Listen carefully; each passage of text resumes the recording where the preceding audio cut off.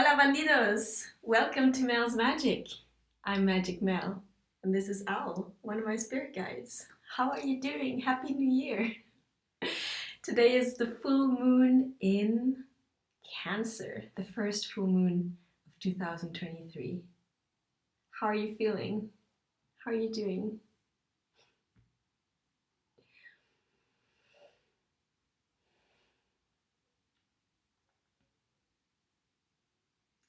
I feel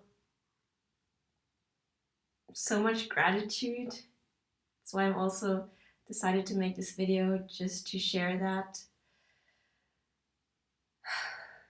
I don't know about you guys, but 2022, well, not even 2022, 2019, 20, 21, 22 has been one hell of a ride.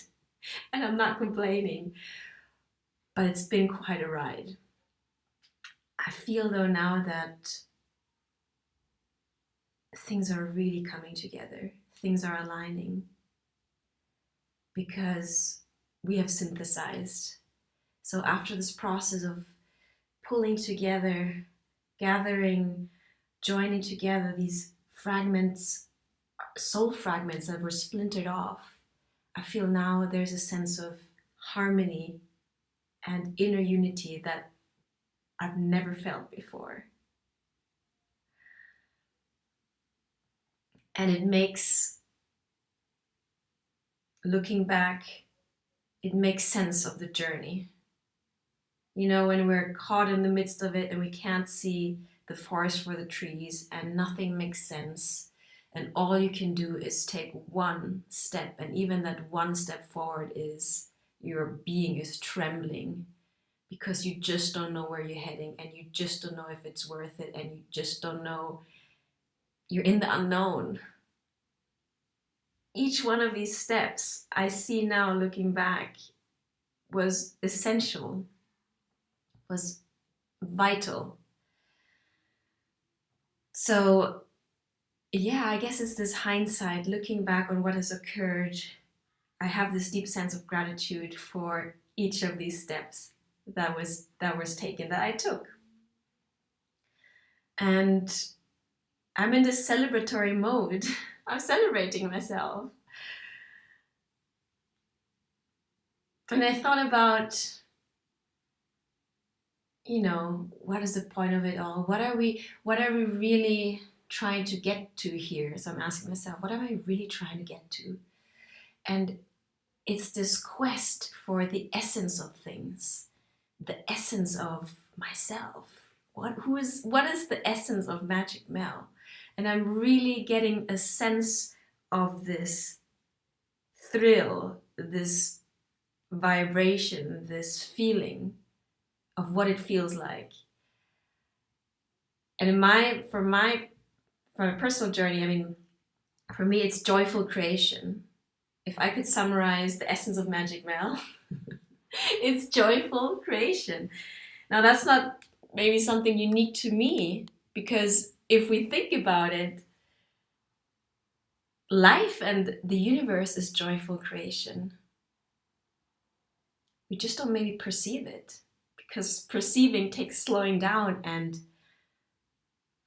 decluttering our mind, being present and being able to see what is really going on out there in nature, for example. I mean, you're not going to see like an apple tree producing these apples and complaining, oh my God, I'm producing all these apples. It's more like a joyful unfolding, no? And I feel that's what's taking place, a joyful unfolding of my being, like a blooming.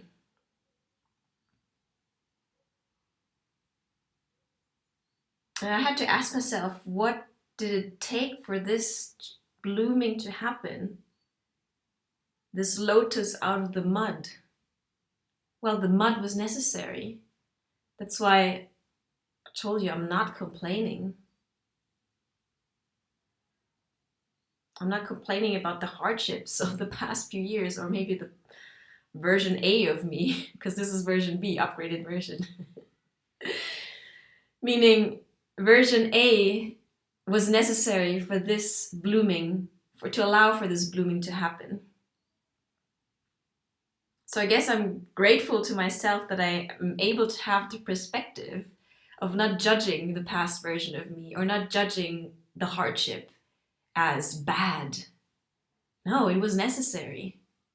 But of course, when I'm in it, when you're in it, you can't, well, I wouldn't say can't, but let's say it requires more effort to zoom out because we get tunnel vision where we're stuck with the problem or stuck with the difficulty or the hardship or the pain. We're like, no, and go into survival mode. It's basically tunnel vision. It takes effort to get this peripheral vision going in and to see the bigger picture. So I'm grateful for the hardships. I'm grateful for the journey. And I wouldn't trade it for anything else. Because I'm only able to appreciate this joy that I'm feeling right here, right now, because of the hardship.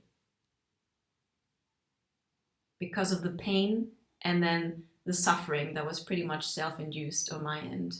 The resistance to change, the resistance, just so much heavy resistance.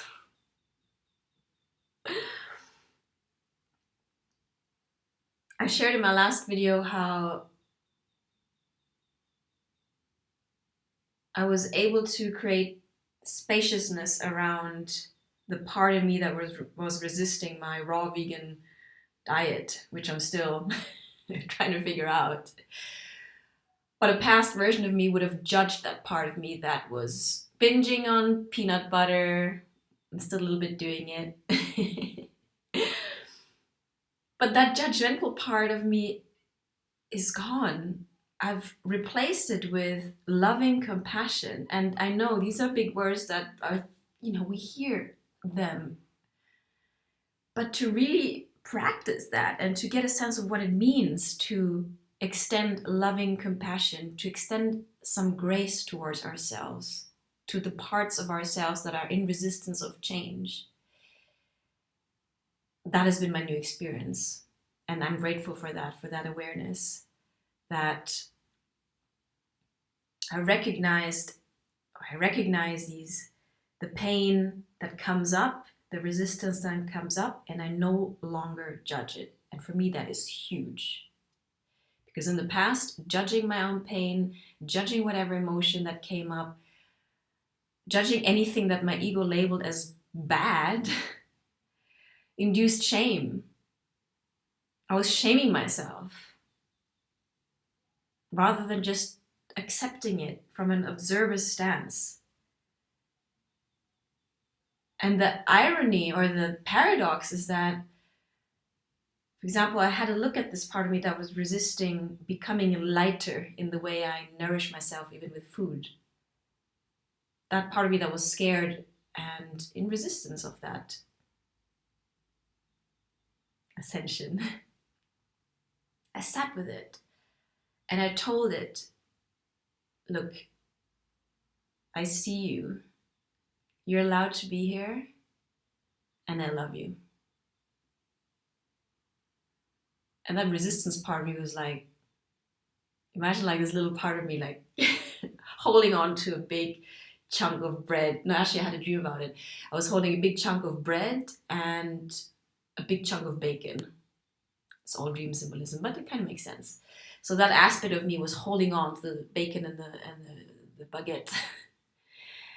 And when I said, I still love you, regardless, that part of me was like, a bit suspicious, like, what do you mean?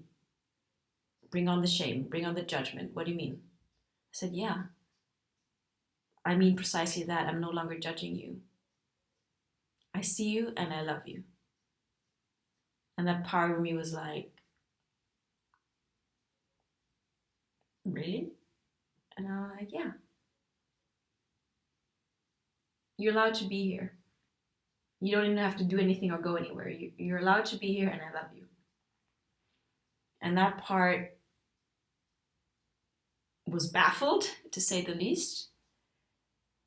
And I felt, because I created this spaciousness, this non-judgmental space around that aspect, it actually loosened its grip on the safety blanket that food can be. I'm sure you know what I'm talking about. I came to understand that I was using food to feel safe, and it's a valid thing. For example, when I used to be emotionally distressed, I would use food to soothe myself. Comfort eating, we call it comfort eating, no? In the past, I would really go to extremes. I had an eating disorder. I would binge eat and make myself sick. But the food gave me a sense of safety. It was building a wall between me and the external world, which I felt was a threat.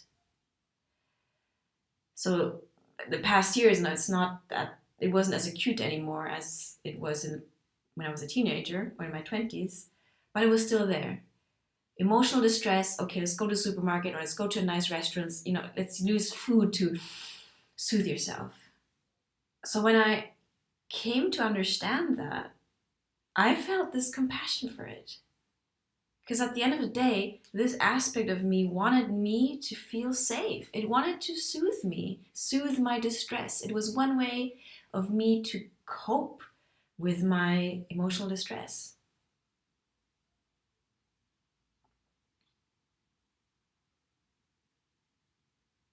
So I even said thank you to that aspect. I said thank you because I know you wanted to keep me safe. I know you want to keep me safe. That's why I just love you. You're part of me.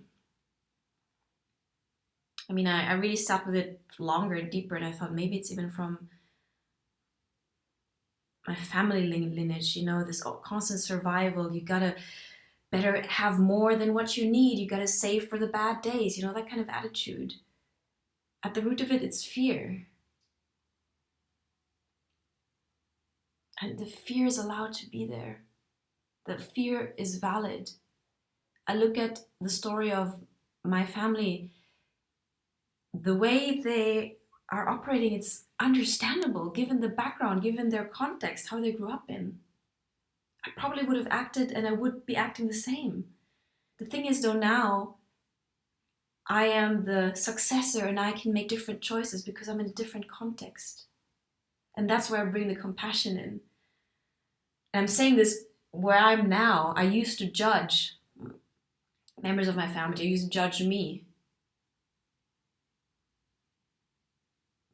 But even that judgment came from a place of fear and scarcity and just non-awareness. So what I'm trying to say is that can we extend gratitude for how far we've come?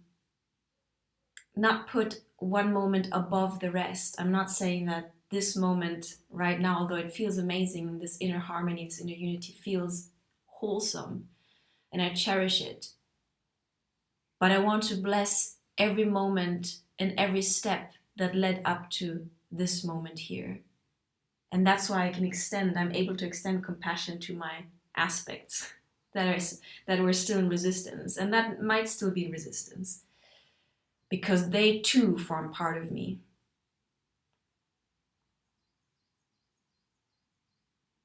I'm all for integration, integrating our shadow parts, integrating our resistance, because fighting against and pushing against and denying and suppressing and rejecting causes more internal conflict, separation, fragmentation. And I'm done with that. Some of you may know I'm a visual artist, and it's interesting to look back. I was fascinated by driftwood I used to find on the shores of the beaches in the Philippines, where I partially come from. I was fascinated by these pieces of wood that came with the tides and went through a whole journey themselves, no? And then having these tabloids and these fragments like from another time almost. And looking back, I understand now that I was using fragments and putting them back together. And while putting them back together and upcycling them and creating something with them, it was therapy for me, because I feel I was trying to gather my own soul fragments internally. And by me doing it outside, it's a little bit like when we clean outside. When we organize our space, we organize our mind. It's all connected. So I feel that process was very much there. But now I don't need those external fragments, although I love them still, those driftwood pieces. But I can do the process internally. And just as much as I love those driftwood fragments, I love those fragments in me that I'm able to rescatar in Spanish, to salvage, to collect, and to cherish, and to look at, and to appreciate, and to just integrate. Yeah. And the interesting thing, like I told you, is as soon as I told that aspect of me with the with the bacon piece and the sun, the baguette, like you're okay, you're allowed to be there, and I love you. It started to lose its grip, like it relaxed, and I literally, not even without planning or without making a big deal out of it, I went on a 36-hour water fast the other day, completely just like following my feeling without mental imposition. And I felt I was only able to do that because the resistance loosened its grip. That aspect of me felt seen, felt heard, felt acknowledged. Sometimes I don't even know if we're able to understand them or if it's necessary to understand every aspect, but just to see it was sufficient for it to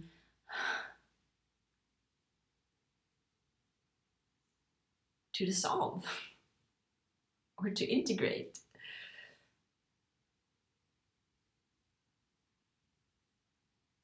It's as if I was able to see that fear I had in myself and understand it. And in integrating it, I was giving myself the safety that that aspect was trying to provide me. Because I feel at the root of so many of our actions and behaviors come for our search for safety. And we do all kinds of external things. We build big walls and alarm, what do you call that stuff in the houses here? Security alarms, are scrambling for money, are comfort eating, our overbuying, our overconsuming, our addictions. What is at the root of it? We're actually trying to soothe ourselves and assuage and soothe this sense of insecurity, this existential insecurity that drives so many of our obsessions, of our consumerism, of our overconsumption and addictions. At the root of it is fear, not feeling safe to be here. So I'm grateful that for this process, because the more I'm able to provide myself this inner sense of safety, the more baggage I can drop, the more resistance I can move through and integrate. Because my fears are still there and I love them. Because they point me in the direction of my growth. And of course, pragmatically sometimes they also help me discern, like when my fear comes up and I'm about to do something, my fear just tells me, okay, wait a minute, just pause before doing impulsive action. Let's just pause. And my fears allow me a moment to time out and to check in with my higher self, alinearme, no? With like my discernment, my heart space, my gut. And it ask myself, okay, am I choosing to act out of the fear? Am I choosing love? Where am I coming from here? So it's a little bit like a yellow, with the traffic lights. Before it's red or green, there's a yellow. The yellow is also important. It's like, hey guys, something is about to happen. Some change is going to happen in the flow of things. So before you flow or stop, just check in with yourself. So I appreciate that. But yeah, having gone to the root of things and being able to ask myself the difficult question, do you choose fear or love?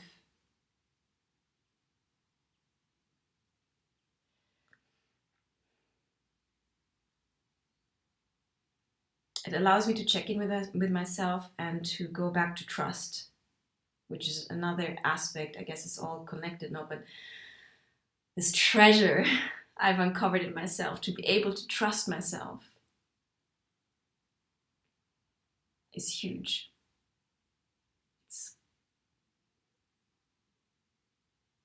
To be able to trust my inner authority is huge, because it means I act out of my own sovereignty, my own integrity.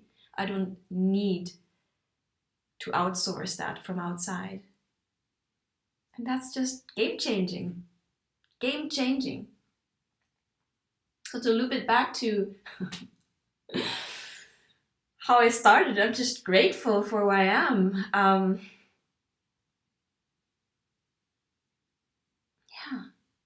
To be able to also be in the space of joyful creation, which, as I said, I feel is my essence. But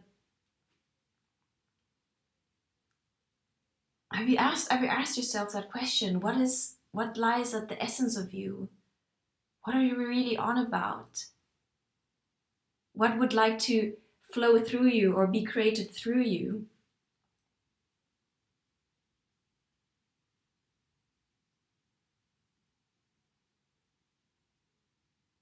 I'm also grateful that I'm able to be humble enough to say, okay, I need help, I need guidance. Or for example, I started, Julia Cameron's The Artist's Way. If not, if you're a creative person, it doesn't have to be the square box visual artist, but it can be, lawyers are creative. We're all creative beings at the end of the day. So if you're a blocked human being and you want your creativity to flow again, I recommend that book, Julia Cameron, The Artist's Way. So I started again because I felt blocked in my creativity. And just in the first chapter, the book reminds us to remember that we are channels, vessels for the divine source energy to flow through us. And that can only happen when we're open to it, when we're willing, when we allow ourselves to be creative and not worry about the result or worry about how it's going to be received. To just allow that creativity to flow again is huge. So I had to humble myself and say, God, universe, help me to allow, to create that spaciousness again, to find that joy again, the joy in creation. Because the saddest thing that I found out is that I lost the joy in painting. And as a painter, that's quite something. I really had to mourn that. But I also said, okay, it doesn't matter.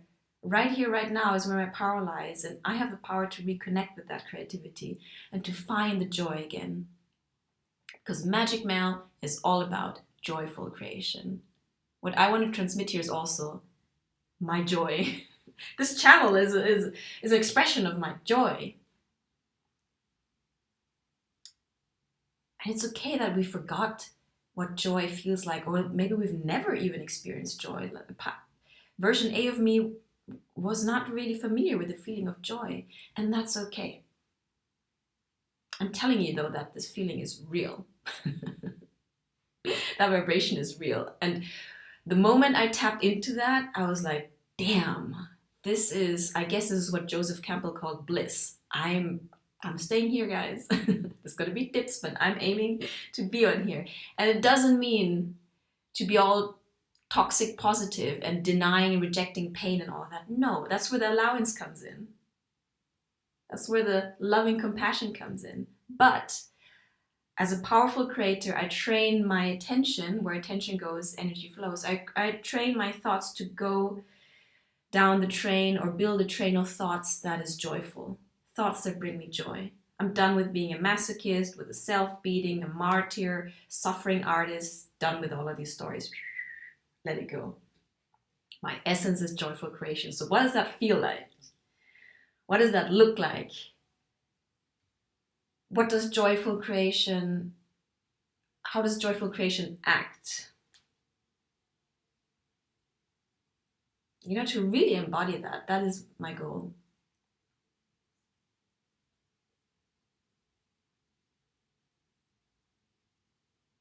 If you look again on the emotional scale, joy is right up there. It's like, I guess the highest is bliss or enlightenment, then joy, freedom, love, all that good stuff. All the good stuff is up there.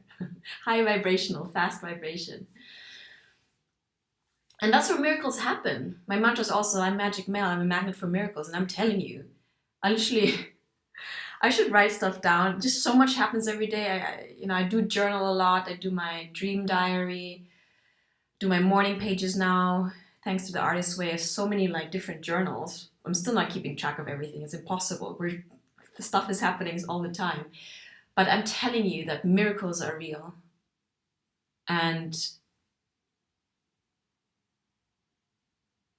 it is on this high vibration where manifestation just speed up because we are in tune with the divine will, with this divine channel and our heart's desires, and they just manifest pretty fast.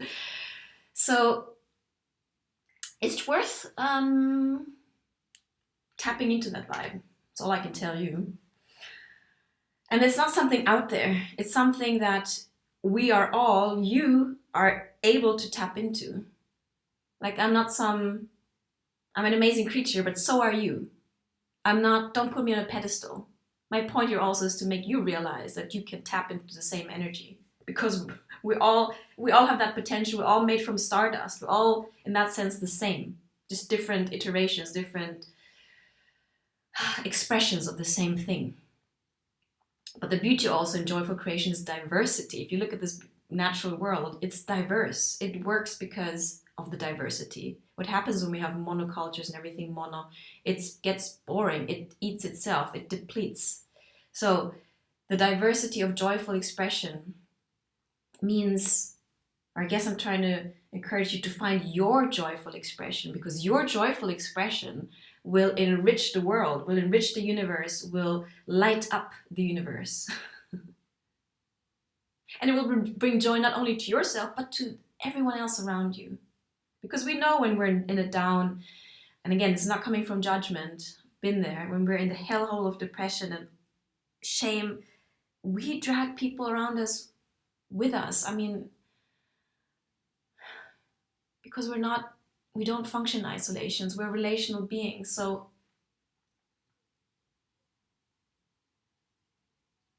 to be joyful, to allow yourself to do that which brings you joy, is an act of grace towards yourself and towards your fellow human beings. So it's no minor act. But I don't want to make it heavy also, because I also told myself today, I told my angels, I'm like, hey guys, I know you got a sense of humor. Let's celebrate again a bit. I want things to be light-hearted. Joy is, when you feel it, it's a light frequency. It's like the opposite of heavy and burdensome and mabigat in Tagalog. It's the opposite. I guess my wish is for you to feel that and to express that in whatever way comes natural to you. It can be gardening, it could be baking, it could be building little houses, it could be inventing things. It doesn't matter. What matters is that it's your authentic expression, because by doing that, your joy is your purpose. It is as simple and as complex, I guess, as it sounds. So I don't know where you're at in your journey, but my wish is for you to my wish for you is to be able to tune out of the tunnel vision and get the perspective. And as hard as it is, wherever you're at least allow for whatever is in the present moment to be there, whether it's your resistance, your pain, your suffering. Just allow it to be there, because often it's not the initial pain, but the suffering that we inflict on ourselves by judging the pain or judging the difficult emotion or the negative emotion. It's the judgment part that causes the unnecessary layer of suffering, in my experience. So if you can allow for that spaciousness to occur, for whatever is present for you right now, that is huge. My higher wish is obviously for you to tap into your own frequency of joy and to express from that space, to allow yourself that freedom to express that joy and to share it with the world, and thus making the world a more beautiful place, a more vibrant, a more alive, place. Joseph Campbell called it the rapture of being alive. What are we after? How do we want to feel? What do we want to experience? I want to experience the rapture of being alive. Because this life is precious. And as you know, moments keep on passing and the years keep on passing and we keep on postponing. I don't want that anymore. I want to seize every moment and feel the rapture of being truly alive. So I'd love to leave you with that thought. And since it's the full moon in Cancer, and I want to extend my gratitude to Archangel Haniel, who is our moon archangel, who is also the archangel of joy. Let's pull a card, okay, and see what Haniel has to share with you, us. Okay, let's start with the Monology deck. It's getting dark. The angels, spirit guides, ancestors, higher self, dear Haniel, what message do you have for us today on this full moon in Cancer, first full moon of the year? Thank you.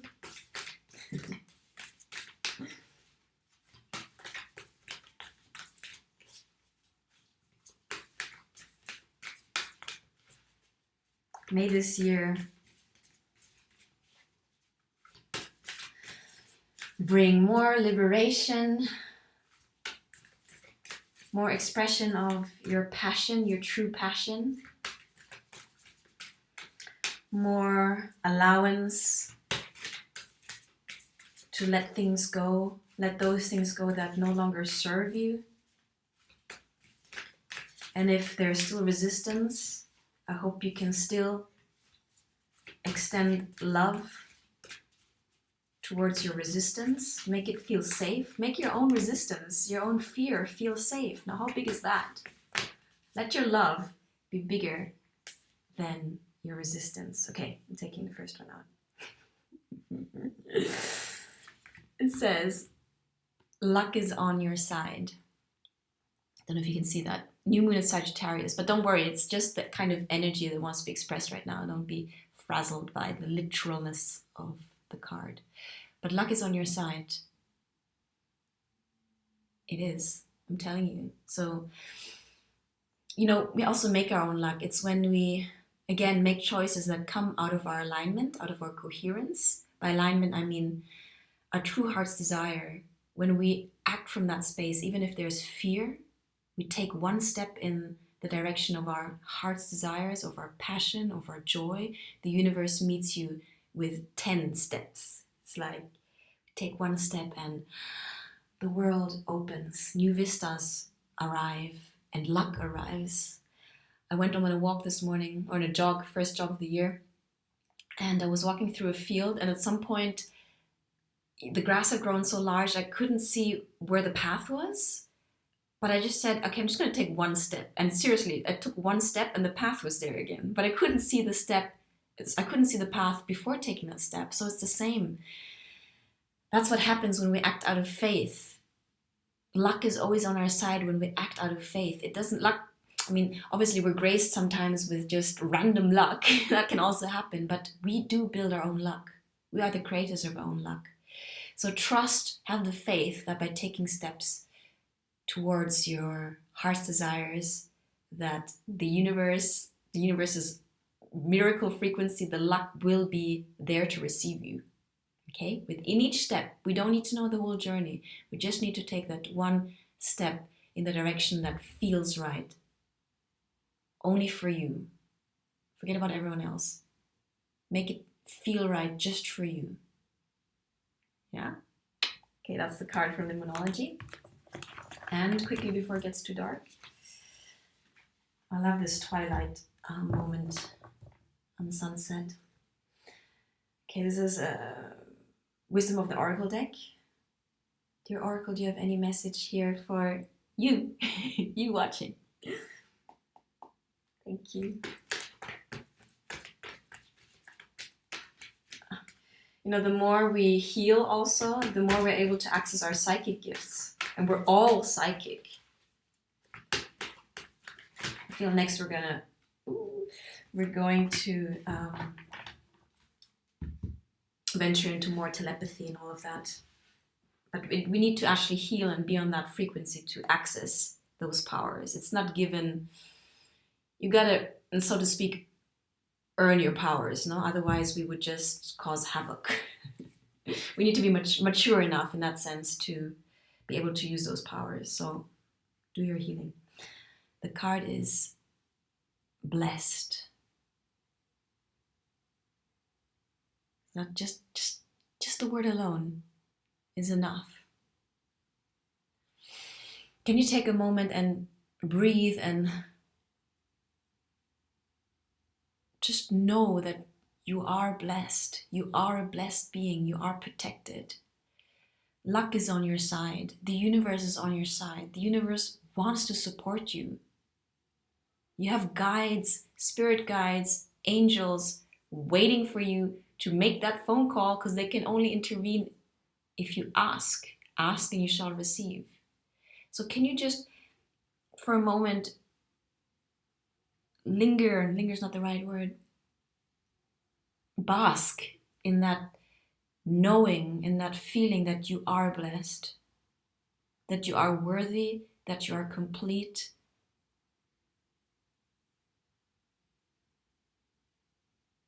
And that you have so much potential. So much potential. And gifts that the world needs. The world needs your gifts. Feel blessed enough to be able to express those gifts. Have the courage to go after those dreams, to make them real. We can make our dreams real when we can rest in that safety that we are blessed and supported. Comes back to the notion of safety, no? Can you find that inner safety, inner sense of safety? And if you can't, reach out to a higher power, whatever name you want to give it, doesn't matter. Reach out and ask for help. Ask for support, ask for guidance. And try to conjure and generate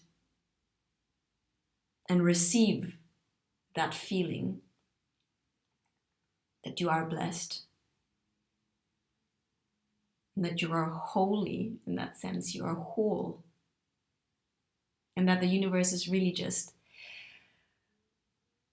waiting for you to allow the abundance that you already are to be reflected to you in the 3D. Because nothing really lies outside of you.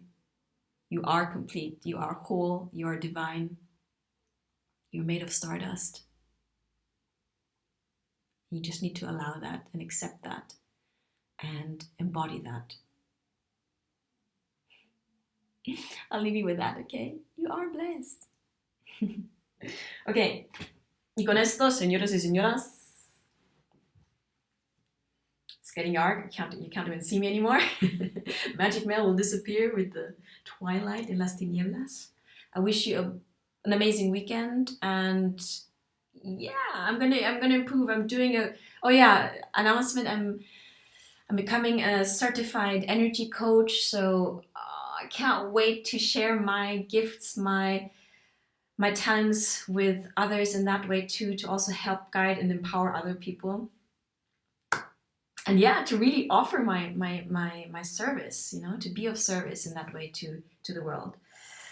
But again, Magic Mail is here to remind you that you too are joyful creation. You just need to tap into that, release a bit of resistance, a bit of limiting beliefs, a few fears. No, don't release them, love them first.